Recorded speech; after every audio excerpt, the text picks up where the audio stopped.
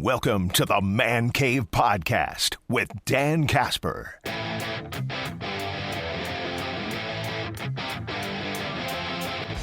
Oofda. Oh, it still doesn't feel any better after sleeping on it and how many hours after the fact, but that sucked yesterday. Packers falling to the Panthers 16-13. I don't know of any other way to describe it that I can properly say on air other than that sucked. That stunk. It was awful. Awful. Putrid. Pathetic performance from Green Bay yesterday. Top down. Players, coaching, decision, all across the board. You had the third-ranked run defense get just shellacked by Rico Dowdle, who had 25 carries for $130. I mean, Bryce Young only threw 20 times, only completed 11 passes, 102 yards, threw a pick. Didn't have to do anything after that. Packers didn't even punt in this game, for crying out loud, if that tells you anything. And they put up 13 points. I know it's not a grind my gears Tuesday, but might be a little bit of a vent session Monday, kind of looking back at this game. But you can point the finger in a lot of directions. And that was, at least in my opinion, and I think I'm fairly, how would I describe it? Fairly measured in some instances when it comes to coaching and decision making, but that was easily one of the worst coaching performances I've seen from Matt LaFleur throughout his career. Decision making, play calling, scheme.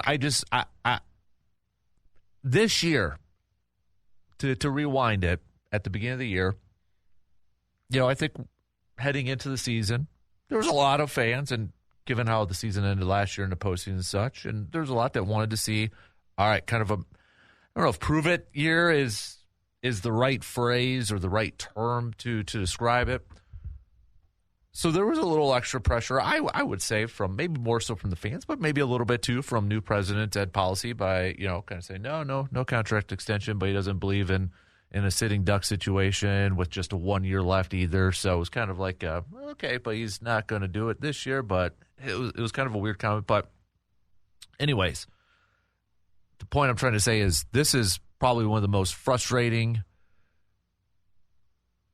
poor coaching jobs, coaching seasons that I've seen from LaFleur so far. There's been too many. We're at the halfway mark, and there's been too many questionable, just don't get frustrating play calling, coaching decisions in a game. And I just feel like we've been talking about this more often than not this year, and we're not even through a full season yet. I mean, there was a comment, too, and I don't know if this was – I think I understood what he was trying to relay to Pam Oliver, but there was a comment that he apparently told Pam Oliver at half. I don't know if anybody else caught this, too.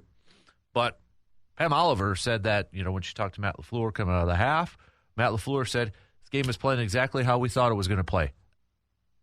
What? You thought this was going to go this way, where you guys were unable to have any consistency, have any success on the offensive side of things, and you only put up 6 points in the first half? Now, I think what he was trying to say, give him a little bit of relax on this part. I think what he was trying to say is this is exactly how we thought that Carolina was going to play or wanting to play, and Carolina was having full success on it. But, yeah, if you knew this was going to be the game plan, this was the game plan? This was the game plan you had? If this is how you knew it was going to shake out? And to add insult to injury, Tucker Kraft's probably done for the season. Matthew Golden had to leave the game due to a shoulder injury. Aaron Banks is hurt again. I mean, the list goes on and on and on from this game. There really isn't a ton, if anything, you can point to. I mean, Josh Jacobs averaged 5.1 yards per carry, 17 carries for 87 yards. Yet you have people saying you want Josh Jacobs or the Packers to not run the football. I mean, I get it in a sense of, okay, your offensive line is better at pass protection because it seems like more times than not they get flagged for flipping holding when they do a running play, and it negates, a positive yardage and such. But this is, I know they're still first place in the division, and I don't want to be doom and gloom, but I mean, you got Philly now a week from tonight. You're banged up as all get out. You lose one of your top playmakers on the offensive side. Now, I hope they somehow get some decent news today about Tucker Kraft, where maybe it's an MCL and not the ACL, but that's not the reports coming out. So I don't know. That might be grasping on straws, but boy, it just felt like, too, didn't it? That opening drive, the offensive opening drive, they're going down, they're moving the football, and Savion Williams, whatever the heck he was trying to do, running into his blocker on a screen, on a bubble screen, and he fumbles the ball, and it just like, oh, is it going to be one of those days? And, yeah, it turned out to be one of those days. Run defense, couldn't stop anybody. Packers offense, couldn't get anything going. Finally, they went up to an up-tempo late in the game. Kind of got something going there a little bit, but golly, just insanely frustrating. Anybody who thought it was a trap game, worried about a trap game, you could pat yourself on the back because you were exactly right. Or maybe it wasn't considered a trap game and it was just a big old butt kicking.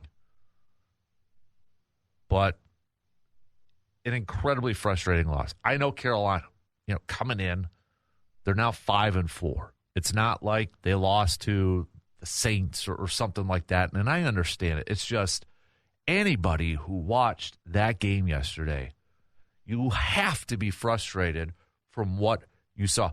I mean, the 4th and 8. The 4th and 8 decision. This is the thing that crossed my mind. I don't know if this is part of it. Go back to NFC Championship game. Tampa Bay Buccaneers. LaFleur questioned, criticized about not going for it on 4th down, electing to kick the field goal and giving the ball back to Tampa Bay. Does that affect some of his decision-making now? Is he scarred from something like that when it comes to situations like this? I mean, I understand McManus had missed the field goal prior to that, but now it just felt like you were coaching a little scared. Felt like you were coaching a little scared. Decision-making, it felt like you were a little scared. And once you get to that, it was like, just good luck. But in that situation, if it's 4th and 1, okay, cool. 4th and 8? Come on. I'm struggling. I'm trying to come up with something sort of positive in this thing. I can't. Hey, McKinney had a pick. All right, because everybody's like, where's Xavier McKinney at lately? And, well, you got a pick. That's about it. Colby Wooden got hurt, too. I mean, after that, now you're just looking at this run defense and up the middle. It's like, just running up front. And you got Saquon Barkley coming and Jalen Hurts for crying out loud on Monday night. Jeez Louise. So, I know I can't be the only one that's frustrated. And I'll be honest, I'm concerned for the second half. I'm concerned going forward. To me, schedule gets tougher. These injuries now, they're racking up. At what point, is it going to catch up to them with the inconsistent play, with some of the questionable decision-making, and now all the injuries? Is it going to catch up to them? You got the Eagles, Giants, Vikings with it. Can't believe I'm saying this, but thank you to the Vikings yesterday for actually helping out Green Bay NFC North is insanely tight now, but because of the Vikings beating the Lions, Green Bay still remains top spot in the division. Lions, Bears, Broncos, Bears, Ravens, Vikings. How many more wins in that 1, 2, 3, 4, 5, 6, 7, 8, 9 games? Probably want to get at least, 5 or 6 to get 5 just to get to double-digit wins. 6 to maybe feel more comfortable. I mean, is there 6 wins in these final 9 games? Again, I usually try not to be too much of an overreaction on an overreaction Monday, but I got to admit, I'm a little concerned when you factor in all that. The inconsistency, the decision-making, and now some of these injuries racking up.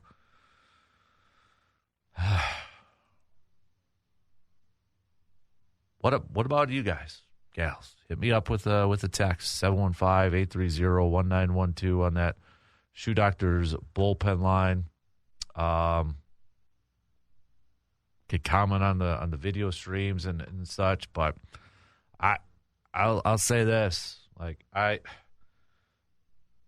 don't know what's going on with some of the decision making, some of the coaching, play calling, and that it's just there's no rhythm, there's no consistency, there's just I don't know if he's when I say he, I'm talking about LaFleur, like trying to make play calls or trying to call plays when instead of just calling plays to best suit your players, putting players in a position to succeed in that, he's trying to call a game for the offense he wants and not necessarily the offense he has, if that kind of makes sense. It's just there's no rhyme or rhythm to it in a lot of instances. I think a lot of it has to do with, I would say, poor offensive line play. Penalties setting them back, like Greg Olson said yesterday's game, 1 step forward, 2 steps back. It was either Greg or the play-by-play announcer. 1 step forward, 2 steps back. You get those penalties, you're not going to be able to develop into a rhythm, get into a rhythm. And frustration is just going to continue to boil and boil and boil. Jump right into it. It's got a few texts. Jeremy says, in my opinion, LaFleur is trying to be the smartest man in the room, and it is completely backfiring. Yesterday, it seemed like he was afraid to let Love loose. I completely agree that there needs to be a balance, but yesterday seemed so run-heavy. LaFleur consistently fails to have his team ready to go, and it bit them yesterday. Can only play one half as an offense. The defense played okay. Only giving up 16 points should result in a win, especially at home.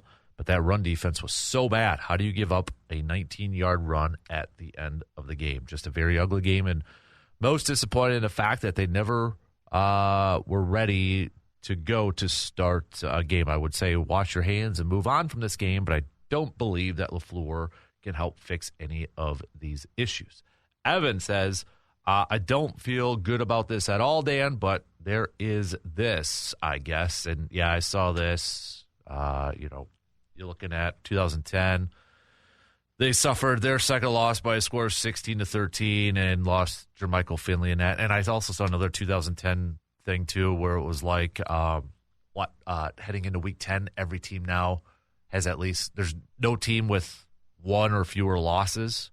So first time since 2010 as well. So, I mean, you got that to point at. Yeah, 2010, definitely a lot of injuries. We know that, but –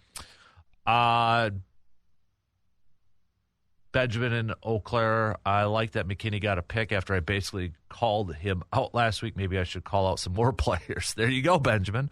I'm not saying I don't believe in Jordan Love, but I'm just saying I don't trust his decision-making.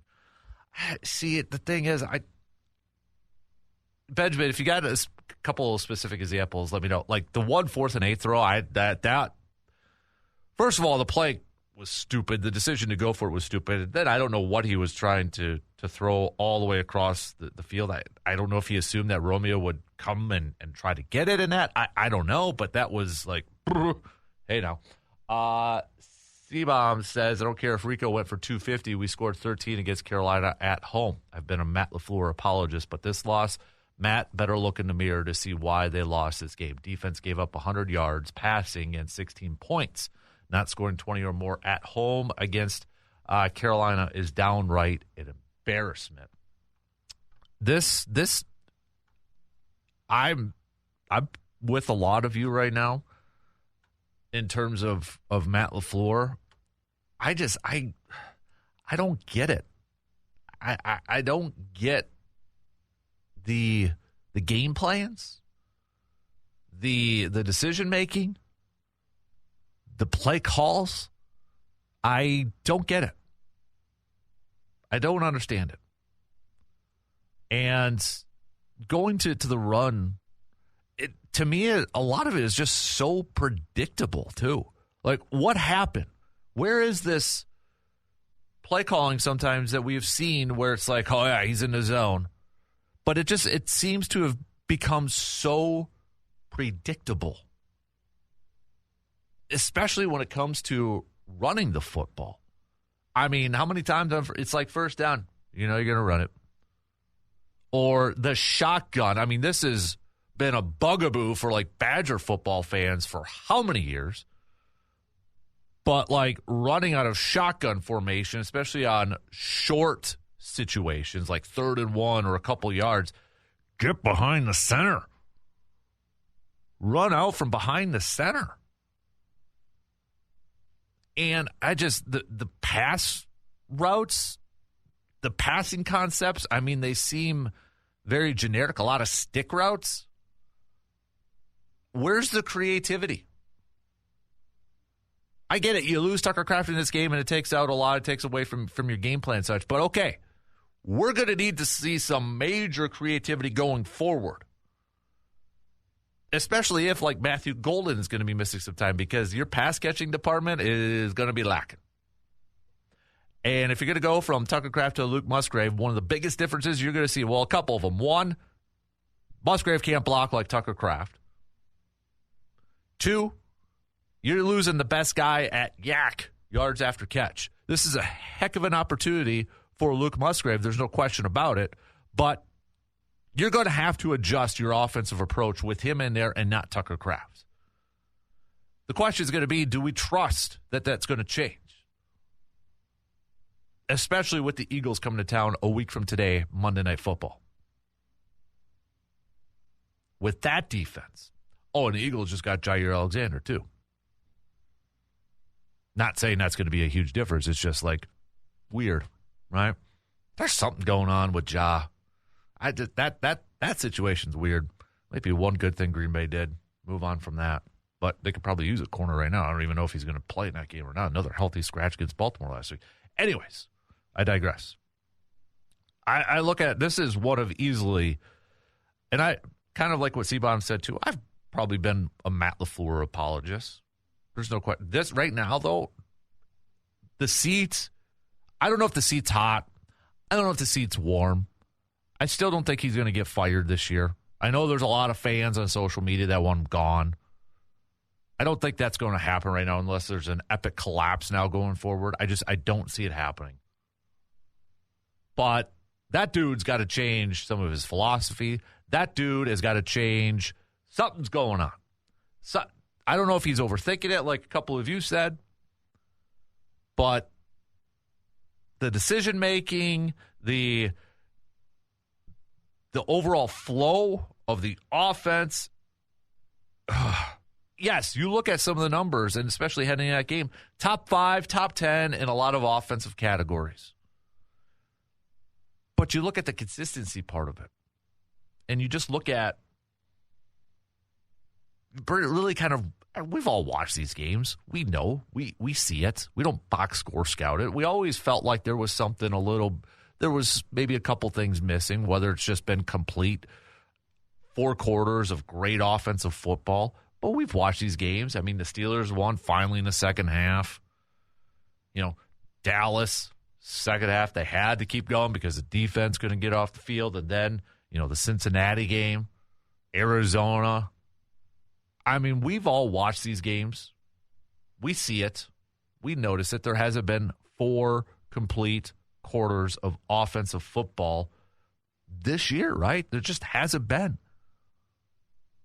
And I'm really, really disappointed in the performance from Matt LaFleur's from his coaching for this game, but overall this year too.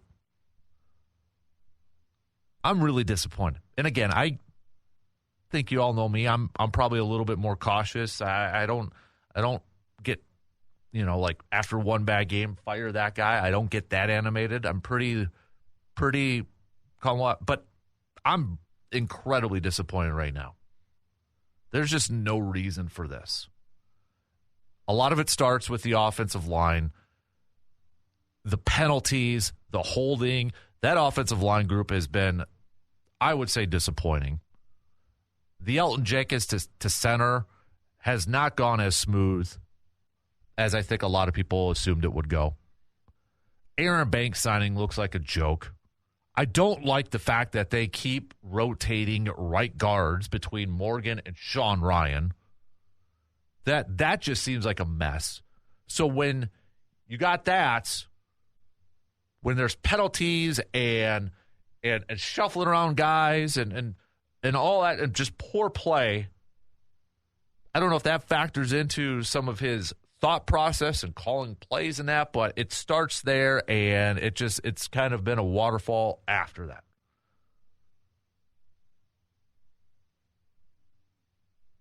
Incredibly disappointed.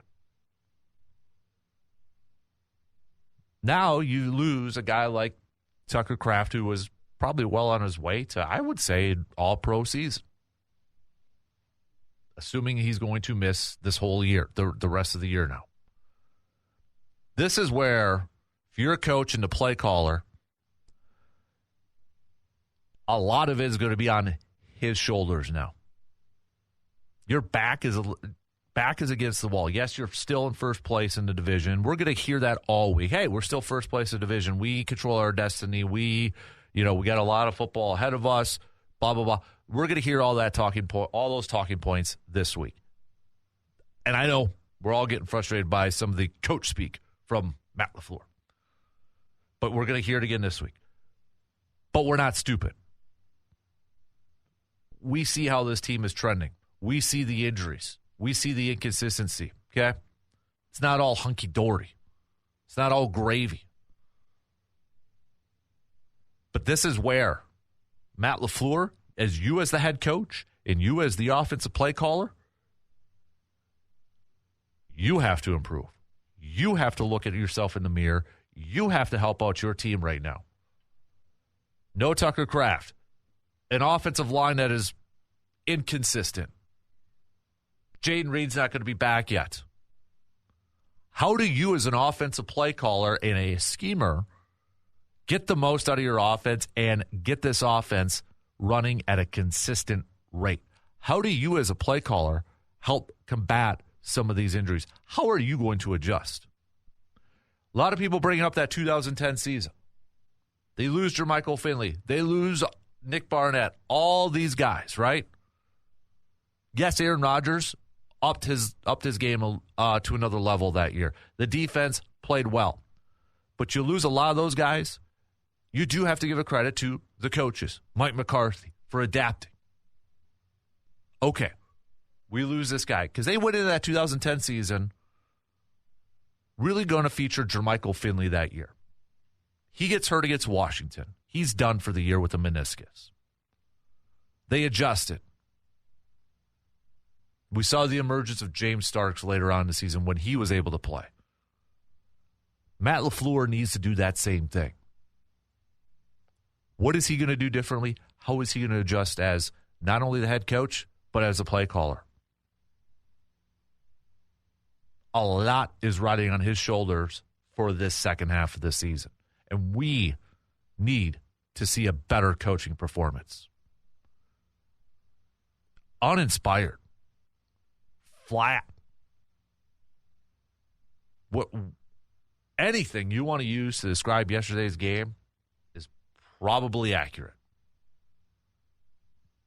I feel like a parent right now. Well, I am a parent, but when the parent says to your kid, "I'm not mad, I'm just disappointed," and it's like that's the worst, right? I'm disappointed. I'm really disappointed. And it's hard not to look at this upcoming schedule and be nervous. It's hard not to. Again, you got Philly. Then you got the Giants. But then you got the Vikings. And then the Lions. And then the Bears. And then the Broncos. And then the Bears. And then the Ravens. And then the Vikings. Is there 5-6 more wins in there? To get to double digits and maybe get to the postseason and such? NFC North is insanely tight. Man, that tie against Dallas is actually helping out Green Bay. A win would have been a whole lot better against Dallas, but that tie is actually helping them out a little bit better than taking that L. And how many, of these final 1, 2, 3, 4, 5, 6, 7, 8, 9 games, 7 of the 9 are conference. Have to win your conference games. Especially at this moment in time when things are so tight in the NFC, so tight within your division when it comes to tiebreakers. All right, we got to take a quick break, but a whole lot more. Let me throw this one out there to you, too, Packers fans. What do you do about the kicking situation? I think it's a question. Now, I know they gave McManus that deal before the season, but do you switch kickers based off of just a couple of games from what you saw from the other guy? Do you give him a shot? I mean, they're carrying him still. I would say, honestly, and I know McManus has been on the injury report, so it's just, they're being cautious maybe and just protecting themselves. But at this point, what do you do? Things just got a whole lot more interesting for that Eagles game. Eagles just acquired Jalen Phillips, edge rusher from the Miami Dolphins, for a third-round pick. So, got that now to prepare because he's probably going to be playing next week. Evan says, did Micah even record a stat? They had backups all along the offensive line and even lost another. The lack of pass rush was embarrassing. He did have a TFL, tackle for a loss. They were able to get some pressure. It was just Bryce. They were allowing Bryce Young to step up in the pocket or hit the edge. But only one sack on Bryce Young, I think it was. Was it just one? I'll have to double check. Let me see who. Yeah, it was. It was his Xavier McKinney one. So that was it. Nothing from Rashawn. Nothing from Devontae. Nothing from Micah. None of those guys. Jeremy says, I do believe Musgrave can take a big step here. Just a short 2 years ago, after the rookie season, we were a lot higher on Musgrave than Kraft. I'm not saying he is better than Kraft, but he has a chance, potential, probably. We'll see a lot more Watson, seeing he is the best blocking receiver. Any word on Reed yet? Well, if you remember last week, some of the reporters at practice saw Reed working on the sideline and doing some running and some catching and such. They weren't able to film it because he is in the rehab process and such. So, but you can, no real update other than that, but I would imagine that means he's progressing and that he's getting closer and closer, because initially it was maybe sometime in November, end of November. So maybe getting closer, maybe getting a little bit closer. I don't know, but I don't know if people are trying. I got a couple people trying to send me pictures. Again, reminder, pictures don't come through here. So best way is to email it and such. So again, just throw that out as a reminder. Pictures don't come through the texting line very great. So a couple more messages here. Let's go to the video stream because we've had a lot of chit chat over there. Joe says this defense held them to 16 points. Should have been enough to win it. No cojones at all in play calling. Digital says uninspired offensive play calling. What else did he have to say? Oh, okay. Yeah, a couple other things on here, too. That's baseball stuff. We'll get to some baseball talk coming up a little bit later on. We've got Ben on our texting line also saying that frustrated with the offensive game plan and the play calling from yesterday's performance. Matt LaFleur did nothing to help out his team come away with a W. I am definitely concerned about the rest of this season, knowing the injuries we have and seeing the upcoming schedule. Continue to send me your thoughts, Packers Nation, 715-830-1912 on that Shoe Doctors bullpen line. All right, text it on over, or you can hit us up on the YouTube video stream. Send those on over there, too, your thoughts on yesterday's performance. What about the kicking situation? Kind of do a little informal poll here. Do you make the switch? Do you stay with McManus? How do you see this thing playing out? Also, we did put up last night for our post-glass and mirror 715 Speaks poll question.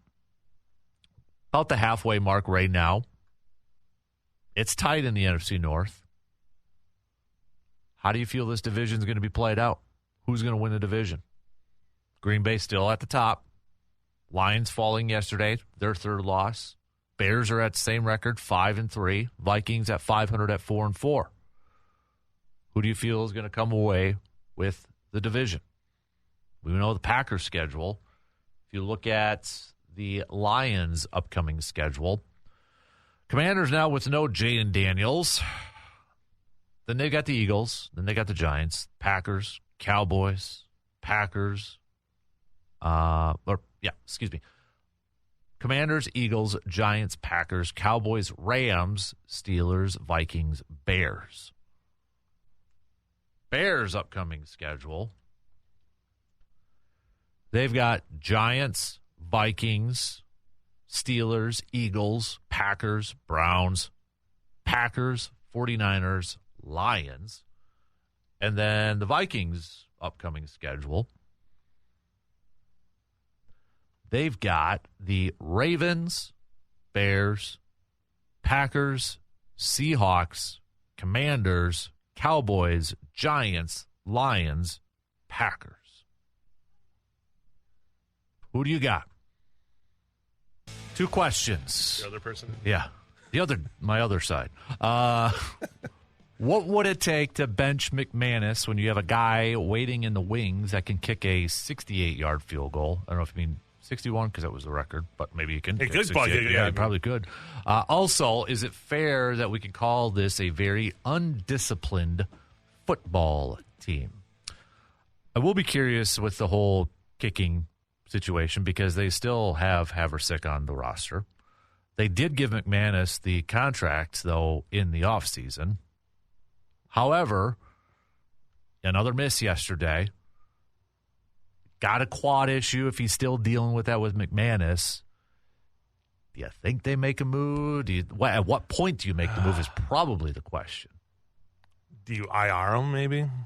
I wonder if that's the whole... That would be the... Because it's like the baseball injured list move. Right. Yep. Like, okay, we still like him. Mm-hmm. We want him to be 100% healthy. If you have a reason to... I mean, they don't ever do this in football, but had a reason to put him on the IR and just see what. Yeah, I didn't even think of that. Does for the rest of the year, and then you kind of make the decision in the off season. Yeah, that would be your probably best case scenario. The other part though to that is okay. Then you hand it off to Haversick. What if he struggles? Stinks, and then you're stuck without. Yep. Yeah, that's where that's why they're in such a tough situation because McManus is a proven entity, quantity. Mm-hmm. You don't know. You've seen some kicks, but you don't know. I don't know if McManus is just in his own head too. That's the biggest thing with kickers. Is they start getting, I'm peeling them off to the left a little bit. Let's make a little adjustment, and then next thing you know, you're peeling it off to the right. Very much like golf. Oh, absolutely. I think it's so like the kickers even talk about how it's comparable, like the flight path and all that. It's like you make one little adjustment, it might screw up everything. So, and look how windy it was yesterday. Did he overcompensate for that? Because when he missed that one, you saw him like hit his helmet. Like you could tell he was in his head right away. Right. It wasn't like put your head down and walk away. He was like really upset with himself. Like it almost gave the impression like he overthought something. Right, and we saw the extra point missed by the Carolina kicker too. Yeah. So I mean, it's not like everybody was perfect there. It was a tough situation to be kicking in, and for obviously the Carolina kicker to make that field goal, Yes. And I thought that thing was drifting, and it just. I think it was a few yards deeper, probably would have missed. Right. Yeah. But maybe that's just the experience of going against that wind a couple times. He figured out what he needed to do. So Carolina, oddly, has had the Packers' numbers in some of these games. Yeah. Was it Brad Hoover game or whatever? Yeah. We're like, God, Bryce Young kind of turned his career around going against the Packers last year, too. So yeah, it's weird how sometimes there's just certain teams you look at it and like they somehow struggle against this team every time they play them. Mm-hmm. And we saw it there. To go with the undisciplined part, I mean, that's something you've heard a lot of fans. And you look at the penalties. I mean, they're just stupid penalties. You know, I don't know if it was Greg Olson or the play-by-play guy yesterday. Perfectly summed it up. It's after those penalties, 1 step forward, 2 steps back. Yeah. And it's been something like this for this team the entire season, especially in the offensive line. Or pass interference or defensive holding on a third down to extend the drives. And so is it undisciplined? Is it because it's such a young team, but you have guys like Elton Jenkins and Keyshawn Nixon who are getting flagged, guys who have been around for a few years. Right. So it's like, I don't know if it is that. It's just, I will say I've been, I have not been one to say fire Matt LaFleur, and I'm not saying fire Matt LaFleur, but I will say that was probably one of his poorest coaching games that we saw yesterday. I mean, the 4th down call, you take a timeout, and maybe the defense disrupted it early on, and that just destroyed the play, what you had, but that's a horrible look to come out of a timeout. Yeah. The best thing you have is let's run around like we're on the playground and hope that somebody get open, because that's all it ended up turning into, which if a broken play, that's what's going to happen. Yeah. But, and that's not even, Jordan Love wasn't as crisp on those situations as he's been. No. I'm going to chalk it up to just like the Cleveland game of just being off. Mm-hmm. And the problem is you can't, 2 of those in a year, fine. That's it. You don't really get any more leeway here, especially because you're going to be playing nothing but division games coming up here. You can't, and you have one of the best teams of football on Monday night. Eagles, division games, and then, Denver and Baltimore. Yeah, exactly. And Denver has been red hot. Mm-hmm. Baltimore is playing to get back into that playoff, for that race, which they are now back in that race for that division with Lamar. So this team has a tendency to play to its opponent's strength. That's the other thing, too. And that's what we've seen. It's like when they play a tough Pittsburgh, you go in there and you play the best second half you've played all year. Yeah. Against a tough team. Cleveland, you lay an egg. Yep. Cincinnati, you almost lay an egg. Like Arizona. Yeah.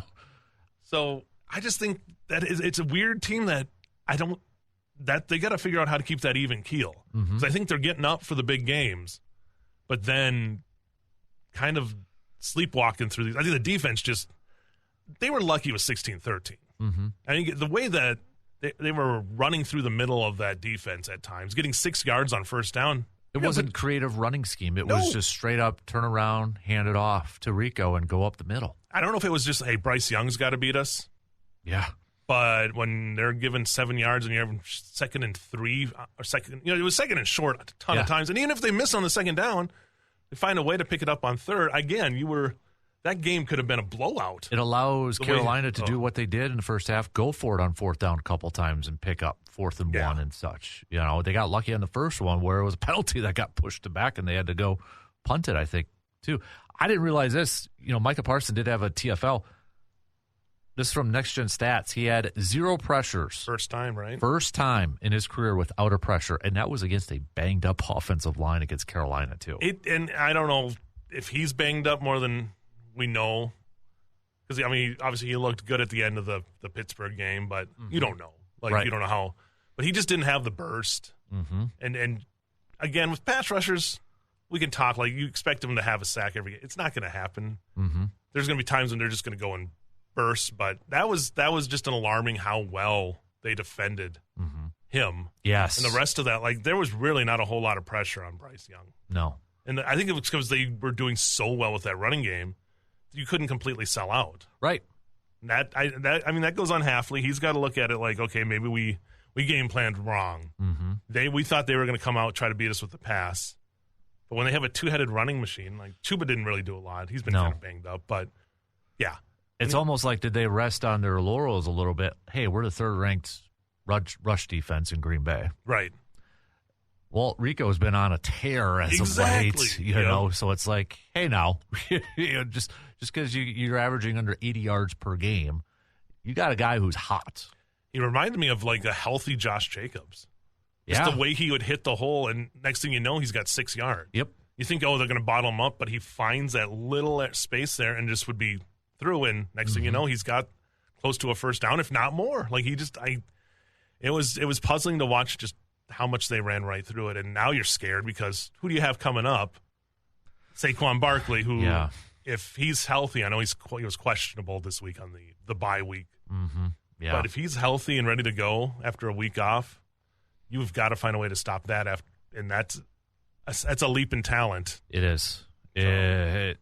You add in Jalen Hurts to it, and then it's just like, oh, boy. Yeah. I'm a little – but then it goes back to, okay, is this going to be the team then that rises to the occasion? To the occasion and matches who they play. I mean, for Jordan, it was – you look at it, and it was just an off game. But even like there wasn't much separation from the receivers. There really weren't a whole lot of windows. And then obviously the biggest thing is you might have lost your best receiver for the year. Yep. I didn't get to see the reports this morning if there's anything else that came out. Nothing yet, just other than the fear is an ACL. The way he was down, you don't like to speculate, but it was to get carted off for a guy like that. Yeah, you know it had to be bad because this is a man who is probably as tough a guy as you're going to see out there. Mm-hmm. So now it's going to be time for Musgrave to step Prove up. why he was a second-round pick. Right, and that's what we're all thinking is like, okay, they have this two-headed machine at tight end, but we've only really seen one of the heads do anything. Well, you're going to be the number one guy now. You're going to be getting those routes that Tucker Kraft is running. Yep. I look at this as, okay, you lose Tucker Kraft. Your offensive line is just kind of weird. Like, I'm never in favor. I'm never in favor of rotating guys in. And now Aaron Banks that signing's not looking the greatest. It's the Jeff Saturday signing. Almost, yeah. So, all right, I look at Matt LaFleur. You got to help out your team schematically. I mean, if Matthew Golden's going to be missing time with his shoulder injury, Jane Reed's not coming back, and maybe in a few weeks here, we got to see that creative play calling. We've seen it before, right? We've seen him call some really great games and put his team in position to win. We got to see that because I don't quite get what the game plans are or some of the things. A lot of times it's been too predictable, in my opinion. I think they just thought they could bulldog their way through that game. Yeah. They probably wouldn't say that, but I think they thought, okay, we'll just – the way we were playing, we go, come off a second half where everything's clicking on the offense. We'll just keep that going. Yep. We know what we're doing. And I think Carolina really did. I mean, they talked about it during the broadcast a lot, how they're going to give you the short stuff. Yeah. They did not give them anything long. No. He had that one nice pass that he floated over into the middle of the field, which is, again, Jordan Love can make that pass is just as impressive as anything. It's dropping it into the net on the run, and he does that great. But there weren't that many opportunities. And once you lose Tucker Kraft, who draws a lot more attention in the middle there, it makes it a lot harder for those wide receivers. Yep. Romeo just gets beat up. Yep. I feel like he gets the most punishment of all those wide receivers. So I don't know if you ever have him at 100% because when he gets a catch, it's usually in the middle, and he's just getting flattened. Yep. So now it's the time you got to roll into that depth. I mean, we've seen it. Mm-hmm. We saw the running backs going 3 deep now, which they kind of have to, especially you're going to need that extra blocking back there too. And I've seen people say, okay, no Kraft obviously is a big loss, and I get it from an offensive line standpoint. It seems like they're a better pass blocking group right now than a run. And I've seen people say, okay, let's throw more now. But I don't know if and I get it. Teams are probably going to say, okay, we're really going to load the box. You're depleted with the receivers. We're going to stop. I think you still have to find ways to get Josh Jacobs involved. Oh, I do too. Because he's a guy who can make something out of nothing. Yep. There's a lot of times where there is nothing and maybe he gets those, but he can bounce out. Mm-hmm. He'll get you 4 or 5 yards. You need to have a little bit of balance. Yep. Do not become one-dimensional. I look at, and he is effective in the passing game too, and I look at, for me, the example is Kyle Shanahan with the 49ers right now. No Brandon Ayuk. They've suffered a lot of injuries. They're 6-3. Christian McCaffrey is their leading receiver and rusher right now. Right. You can do something similar. Christian McCaffrey is fantastic pass catcher. I'm not trying to say that. But there's ways you can get Josh Jacobs involved, and you got to get the ball in your playmakers' hands somehow. And I think the tough thing is they can't do as much with the wide receivers. Running, especially when they like to run the ball with the wide receivers, do those little jet sweep, motion, end arounds. But with as banged up as they are, you're risking a lot by asking those guys to be running backs too. So you kind of have lost that dimension to the offense a little bit. So, you get an extra day here. There's going to be a lot of thinking here of what we got to do here, especially with the injury situation going forward. Can't believe I was thinking this, but thank you to Minnesota yesterday. Yeah, that kept you back in the same spot in the division. Yep. But that Minnesota team, that's lingering up here 2 weeks as well. Yep. 3 NFC weeks. North is tight. Yeah. Tight. Everybody's capable. Bears put up a ton of points yesterday. This is, some of the analytics right now for NFC North to win. Packers and Lions are both at 44%. Chicago's at 10%. So I don't count out that Chicago team one bit.